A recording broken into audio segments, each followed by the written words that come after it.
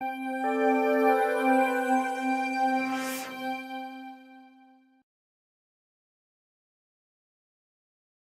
noite a você que está conosco nesta primeira aula do Instituto de Políticas Governamentais do Brasil, sua primeira aula sobre cosmovisão bíblica.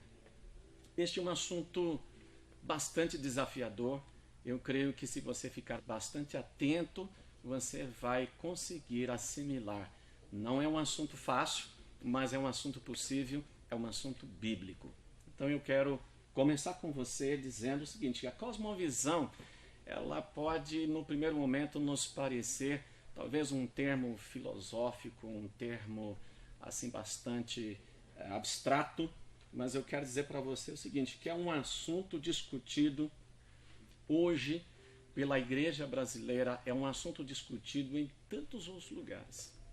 E eu tenho a certeza de que se você entender que a cosmovisão é simplesmente a somatória das suas crenças diárias, você vai começar a perceber. Traduzindo isso, você pode pensar numa forma de visão. Se você usar um óculos, por exemplo, vermelho, você vai enxergar da cor vermelha. Se você usar um óculos verde, você vai enxergar verde. Então, da forma que você vê o mundo em seu redor, da forma que você interpreta, é exatamente a sua cosmovisão. Então, cada pessoa tem a sua cosmovisão.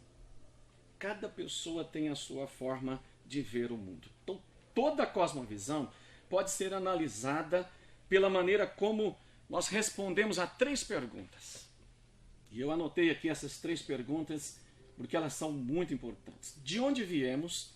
Quem somos nós? Isto quer dizer criação. Segunda pergunta: o que deu errado com o mundo? Isso significa queda. E a terceira pergunta é: o que podemos fazer para consertar isso? Isso significa redenção.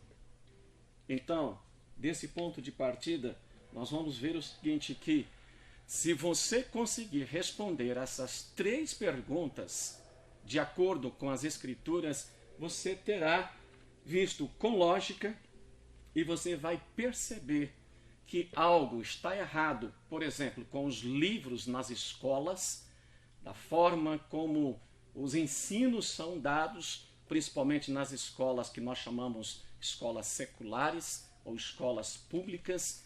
Então você perceberá que tipo de ideia, que tipo de pensamento esses alunos estão absorvendo e que cosmovisão eles estão construindo para si mesmos.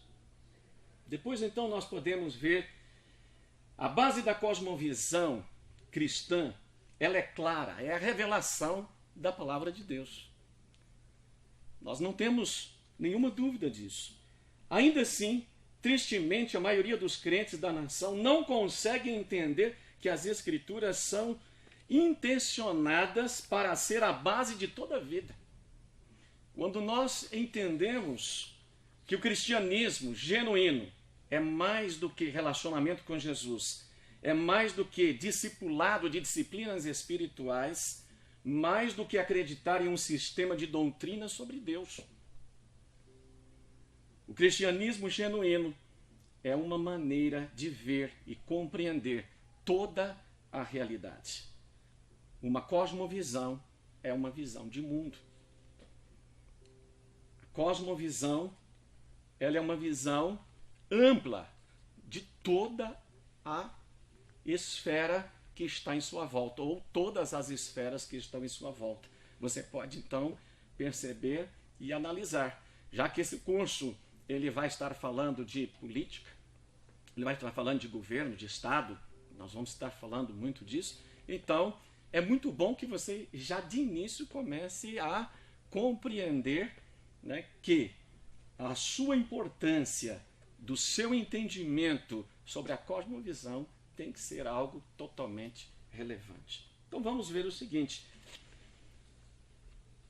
o alcance cósmico da redenção de Cristo, já que nós falamos da queda, e nós falamos da redenção, a redenção é o meio pelo qual nós podemos ter e tirar das Sagradas Escrituras para vermos como corrigir, como resolver esse problema. Então, nós podemos ver o seguinte, que o alcance cósmico da redenção significa que a vida como um todo é redimida. Isso inclui a pessoa, a família, o trabalho, a recreação, a vida acadêmica, a vida política, a vida pública, a vida civil. Então o que Jesus fez, que nós entendemos, Jesus morreu na cruz, e nós entendemos numa interpretação ainda não completa de que Jesus morreu na cruz apenas para nos salvar. Mas quando olhamos as Escrituras com cuidado, nós vamos perceber que Jesus morreu na cruz e a morte de Jesus foi uma morte remidora. E ele então, remiu não somente o homem, a família, mas remiu também as instituições civis ou sociais que estão em nossa volta nos dias de hoje. Isso é algo muito importante para nós entendermos. Então, quando nós olhamos então para as Escrituras, nós vamos enxergar esta cosmovisão bíblica de Jesus. Muitas vezes nós temos uma ideia, é interessante isso, de que nós só servimos para as questões espirituais. Há alguém até que já disse o seguinte, que os crentes pensam tanto no céu que aqui na terra eles não prestam para mais nada. Esse é um problema que nós precisamos resolver. É um problema que nós vamos ter que entender. Então, se nós tratarmos desse assunto, nós vamos ver, na realidade, essa ideia é apenas uma caricatura. Não é exatamente aquela ideia que nós podemos tomar como uma verdade, mas existe um pouco, pelo menos sombras de verdade nisso, e nós temos que tratar com isso. Então veja bem, cada vez que um crente diz, por exemplo, que a religião e a política não se misturam, ou que devemos nos concentrar em salvar almas e deixar os assuntos do mundo para trás, ele está, na realidade, negando o objetivo cósmico da redenção de Cristo. Isso é sério. Cada vez, então, que um seguidor de Jesus Cristo abandona uma profissão supostamente secular, afirmando a intenção de servir a Deus em tempo integral, ele está, na verdade, entregando a sua posição ou uma porção imensa da vida humana a alguém que não é o Salvador do mundo. Isso é para nós pensarmos. Para os cristãos biblicamente corretos, não existem ocupações sagradas e nem ocupações seculares. Nós não temos dois mundos, nós não temos duas vidas, nós não temos duas cabeças. Uma cabeça, um lado, ele é sagrado e o outro lado é secular. Imagine você andando por aí com duas cabeças, um corpo com duas cabeças. Imagine, isso é algo totalmente inadmissível. Então nós temos que entender que a nossa vida é uma só.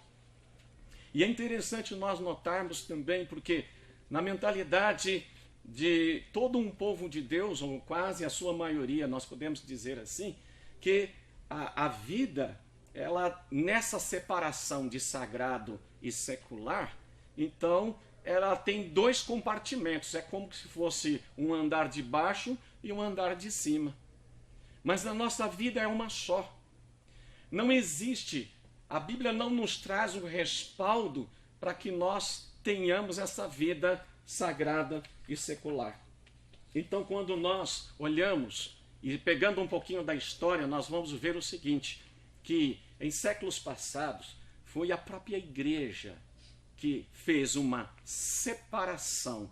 De um lado, a igreja ficou com Deus, com o sagrado, com as escrituras, ficou com o domingo, a liturgia, com a adoração, vamos pensar a guerra espiritual, com o ensino das escrituras.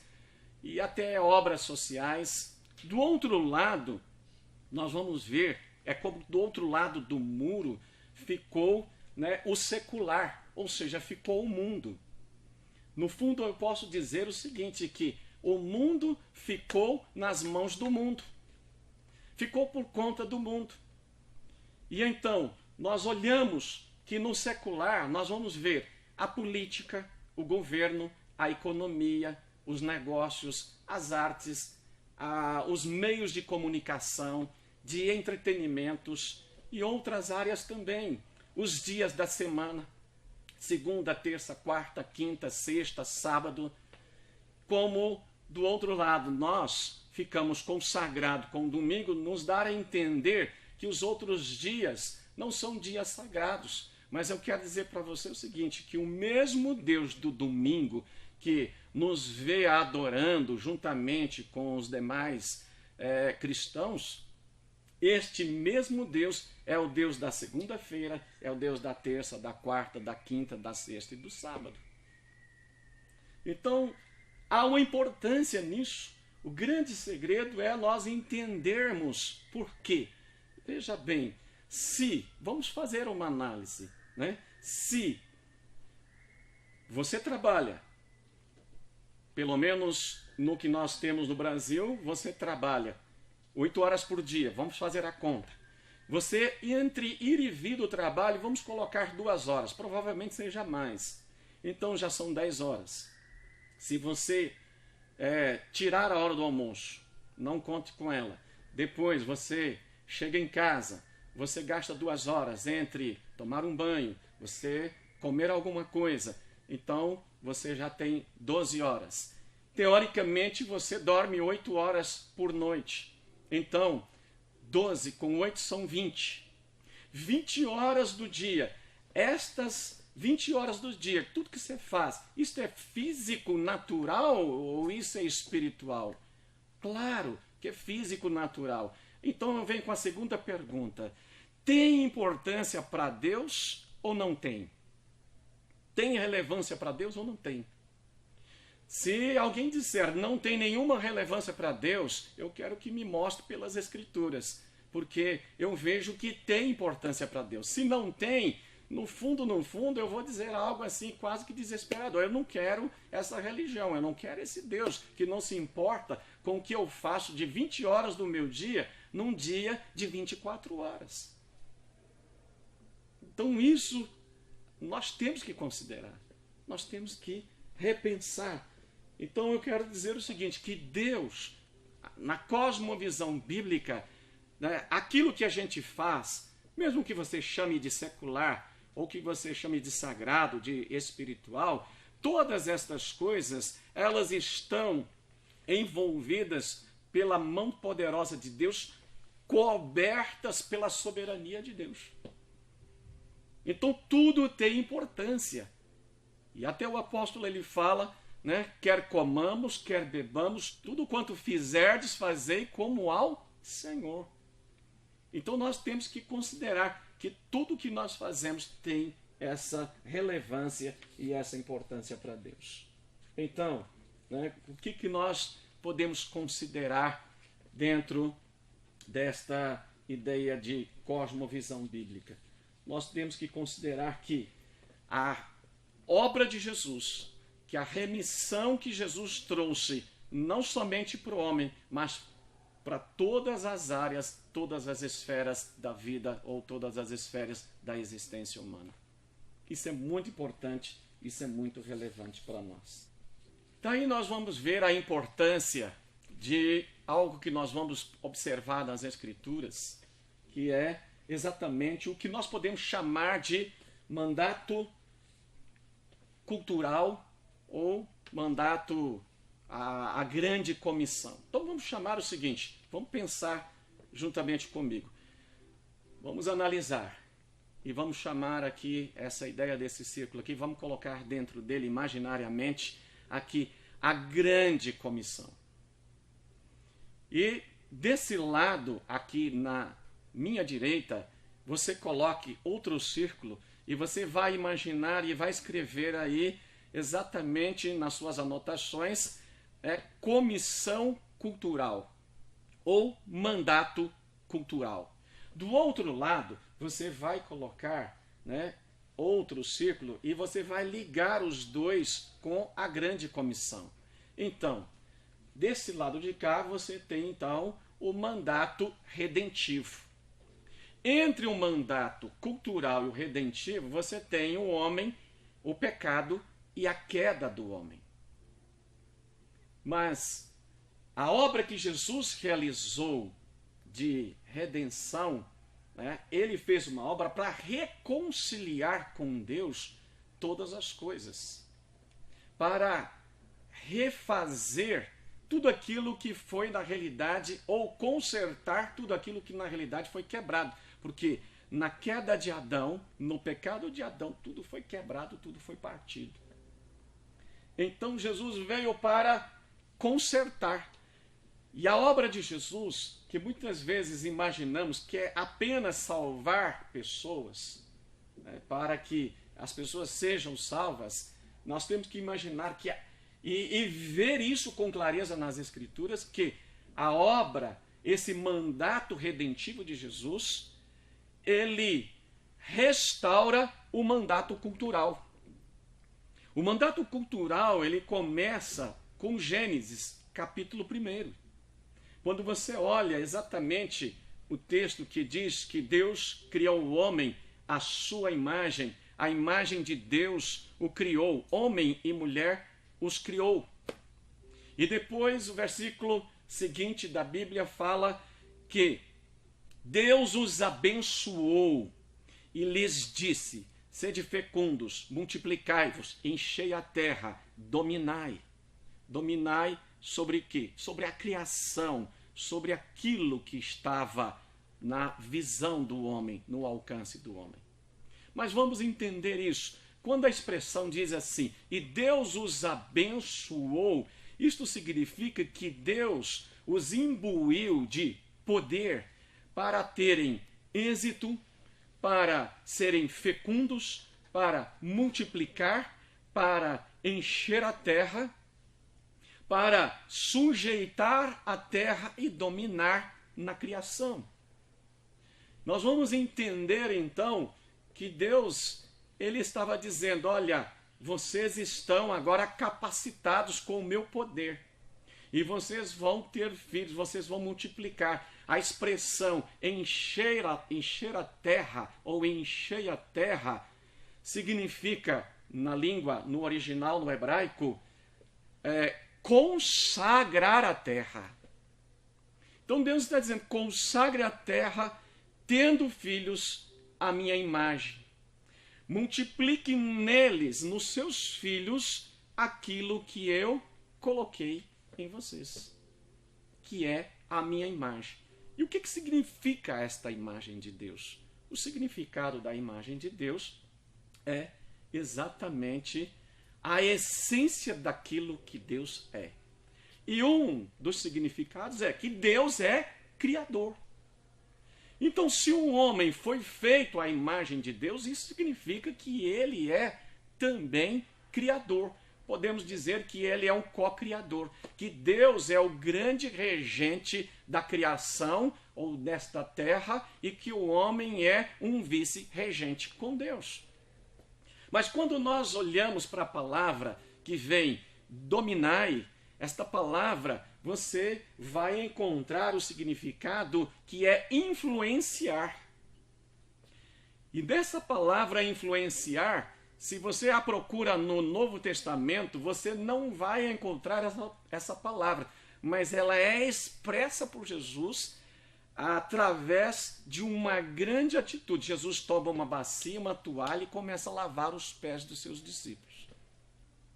Então nós vamos perceber, né, que esta ideia de dominar não é literalmente dominar através, né, do que nós entendemos na língua portuguesa, domínio.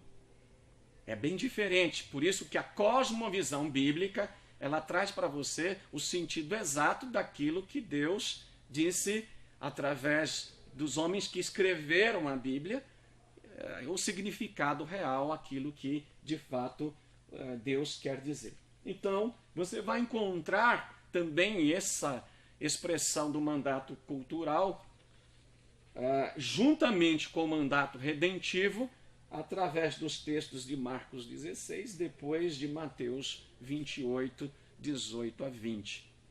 Marcos 15 a 20 e Mateus 18 a 20. E aí esse texto vai mostrando que todas as coisas, elas são do Senhor e todas as coisas pertencem a Deus.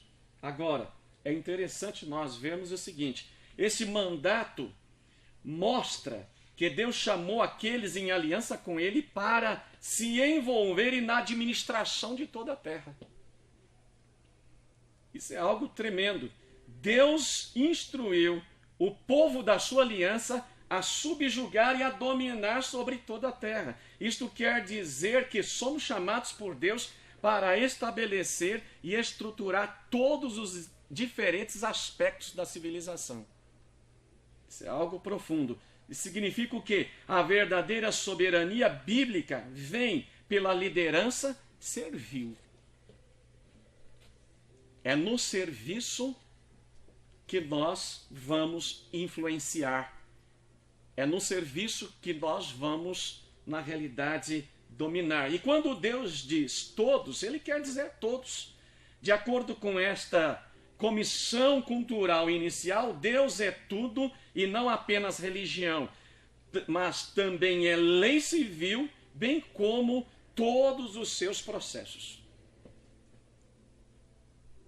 Isso significa que, como cristãos, nossa esfera de responsabilidade engloba educação, assistência médica, economia, negócios, artes, engloba a zoologia, a antropologia, a botânica, a nutrição, todos os ambientes. Aqueles que reconhecem como portadores da imagem de Deus deveriam imitar a sua criatividade e tornarem-se os principais pensadores e praticantes em todas estas áreas de interesse. É algo que nós vamos ter que realmente desenvolver. Por isso que eu estou aqui, eu creio que isso já começa a trazer um desafio para você. Isso já começa a trazer uma reflexão para você. Para que a mente celestial possa sempre ser traduzida para se tornar algo em algo terrestre bom.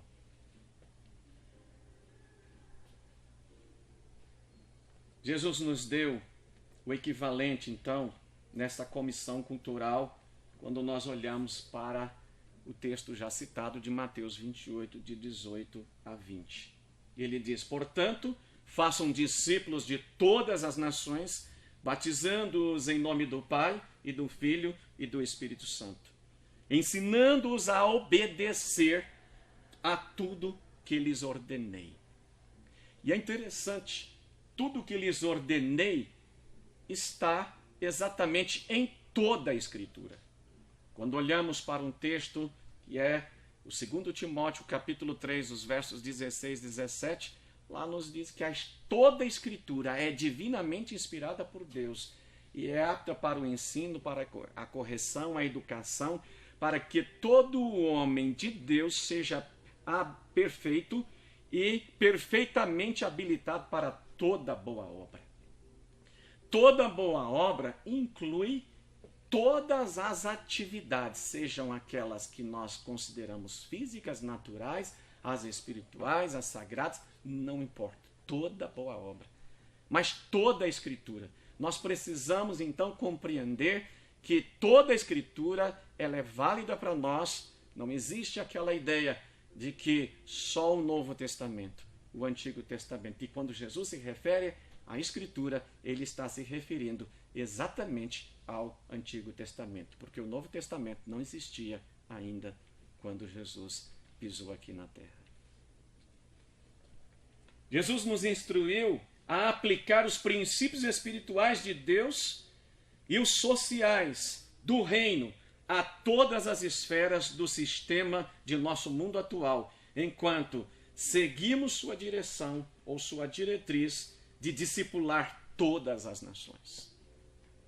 É algo assim muito tremendo e forte. Se nós pegarmos e olharmos para a história, nós vamos ver grandes coisas. Vou tomar aqui, nesse tempo final da nossa aula, dentro dessa ideia de discipular as nações, ou de discipular a nossa nação. Vamos ficar aqui no Brasil, não é? Mas, tomando a história, porque a história é muito importante para nós, nós vamos ver na história um homem chamado João Calvino. João Calvino era francês. João Calvino era um homem de Deus, cheio de conhecimento bíblico e teológico.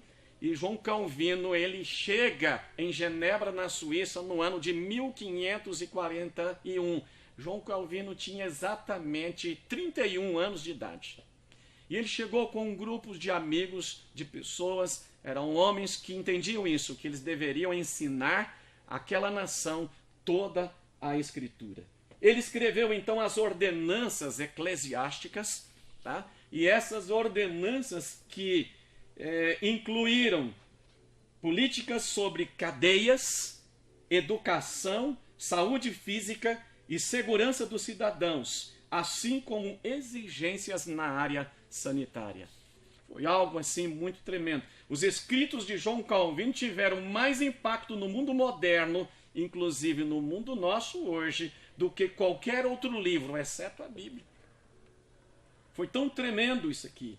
Nenhum escrito da Reforma é mais poderoso, né, do que os escritos de João Calvino. Mas eu quero dizer para você, a Reforma do século XVI, ela restaurou a raça humana. Restaurou a raça humana, aquilo que a Idade Média tinha roubado dela.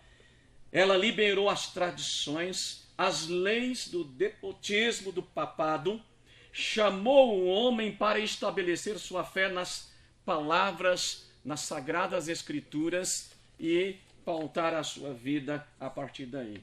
Mas quando nós olhamos João Calvino, a Reforma, ele anunciou na realidade o acesso livre ao Pai, ou seja, não precisa agora de um intermediário. Cada cristão ou cada pessoa pode vir a Cristo para ter uma vida cristã, uma vida comunitária cristã com Cristo. Mas quando nós olhamos bem a história de João Calvino, nós vamos ver a audácia dele, a ousadia. João Calvino ele estabeleceu uma universidade e ela é chamada Academia de Genebra nos dias de hoje. João Calvino ele não foi um político exatamente, ele não se candidatou, ele não foi eleito, mas ele foi chamado pelo governo. Então, quando ele estabelece, esses escritos, esses ensinos, ele foi convidado, pela uma comissão do governo para fazer isso. Num primeiro momento, ele esteve em Genebra, ele saiu, as coisas não foram bem com ele e o seu grupo de amigos que pregavam as Escrituras. Mas depois, quando ele volta a convite do próprio governo e então eles começam a trabalhar. João Calvino, ele deu conselhos ao governo na área de economia. Naquela época, ele deu conselho para que se estabelecesse uma taxa de juros anual de 4% e o que nós conhecemos de taxa Selic no Brasil. Isso viabilizou, deu sustentabilidade à economia e desenvolvimento. João Calvino ajudou o governo a fazer a separação entre as esferas de poderes, o poder judiciário, o poder legislativo e o poder executivo. Isso ele trouxe das Sagradas Escrituras, porque a Bíblia nos traz esse entendimento, esta cosmovisão a respeito de governo. E então, João Calvino, ele fez algo por aquela cidade chamada Genebra. Genebra era uma cidade naquela época famosa como a cidade mais podre, que mais fedia que a Europa tinha. Se olha hoje a Suíça e olha hoje Genebra especificamente, você vai ver uma cidade linda, maravilhosa, onde que as nações do mundo se encontram, inclusive as nações inimigas, para conversarem, para terem diálogos. Ele fez algo assim também de uma forma muito extraordinária, influenciando as famílias, influenciando cidadãos. Aquela cidade tinha muitos prostíbulos. Era uma cidade realmente assim terrível. Quem vai à Suíça, né, quem já viu a Suíça de alguma forma, vai ver que lugar maravilhoso. Esse aqui é um lugar, né, maravilhoso, mas eu quero dizer para você, tanto a Suíça como todo, como a Inglaterra, como os países que nós conhecemos como a União Europeia, ou conhecemos como países do primeiro mundo, eu quero lhe dizer o seguinte, que esses países se tornaram primeiro mundo por causa de Deus, por causa da Bíblia, por causa de homens como Martinho Lutero, como John Wesley, como William Wilberforce, como João Calvino, como John Knox e tantos outros que a gente poderia citar aqui. Por quê? Porque as Escrituras é mais ou menos assim. Deus criou o homem, criou todas as coisas, Deus criou as nações. As nações são tão importantes para Deus quanto cada pessoa é importante para Deus. Então, Deus estabeleceu que as Escrituras seriam exatamente como o manual ou a constituição para reger as nações. Deus quer estabelecer o governo dele sobre a nação. Já que eu citei William Wilberforce, quem era esse homem? Já que nós também vamos estar falando só de política aqui, né? Então, Wilberforce foi um deputado, um homem no parlamento inglês. No ano de 1797, ele inicia a sua carreira política e ele então estabelece um projeto de lei, que era um projeto de lei para terminar com a escravidão em toda a Inglaterra e influenciar também o término da escravidão na Europa. E então o Wilberforce, ele escreve um projeto de lei, apresenta no parlamento e deu ele e um amigo dele apoiando o projeto. E ele então começa a lutar. E há um momento que ele vai desesperadamente desistindo, até que então apareceu um grupo de homens, de mulheres da sociedade organizada e começaram a dialogar com ele e começaram a dizer, não, você não vai desistir, você não pode desistir, nós estamos esperando por você, olha, o mundo espera por você. E ele tinha uma voz maravilhosa e um amigo dele ele cantava. E o amigo, esse que o apoiava, que nesta ocasião já era o primeiro-ministro, né, da Inglaterra, esse amigo diz, espera lá, você só vai ficar aí cantando com essa voz bonita para louvar a Deus ou você vai usar essa voz para transformar o mundo? Então esse foi o desafio que este homem recebeu. E ele não desistiu por causa do apoio que ele recebeu desse grupo organizado. Esse grupo trazia provas, esse grupo fez um abaixo-assinado enorme, trouxe para o parlamento, né? E até que um dia, isso durou aproximadamente 30 anos essa luta, Wilberforce conseguiu aprovar a lei, se tornou lei e a escravidão acabou na Inglaterra. A escravidão de vidas que são preciosas aos olhos do Criador.